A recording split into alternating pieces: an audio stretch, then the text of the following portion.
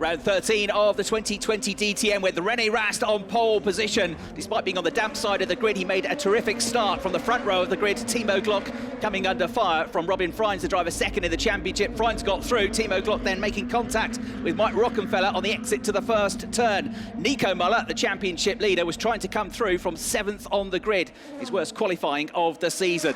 So René Rast started to get away at the head of the field. Rockenfeller and Timo Glock again side by side. Timo Glock getting the place back though as sparks flew from the BMW. His next target was to try and catch back up to Robin Frijns. Into the pit stop windows, and Nico Müller coming in early after getting stuck behind Harrison Newey in the battle for 5th place. And a good stop from the team as AB Sportsline sent the championship leader back out to try and get his head down, with Marco Wittmann just behind. Timo Glock had caught up to the tail of Robin Frijns, and those two went side by side for several laps. Frijns having to take to the curbs to avoid the BMW coming through.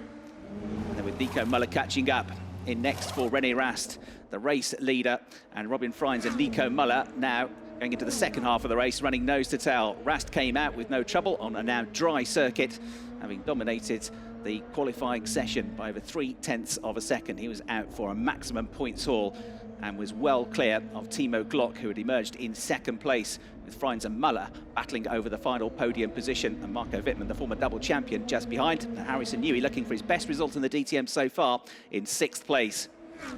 The Glock-Frijns battle resumed going into the final third of the race, and a terrifically aggressive move from Robin Frijns getting through. Tiny bit of contact on the way out of the first turn, but the Dutchman was through. Already, though, almost 7 seconds down on race leader René Rast. A replay from on board with Robin Frijns as he attacked with a last-minute braking manoeuvre, wrestling the steering wheel, but getting the place on the exit to the turn. Thomas Biermeier, the team boss, just shaking his head in disbelief of what he'd seen. Jamie Green's race came to an end after multiple contacts with Philipp Eng, one of last year's race winners at Zolder, raising water temperatures, in the end bringing Jamie in from what was a points-paying position.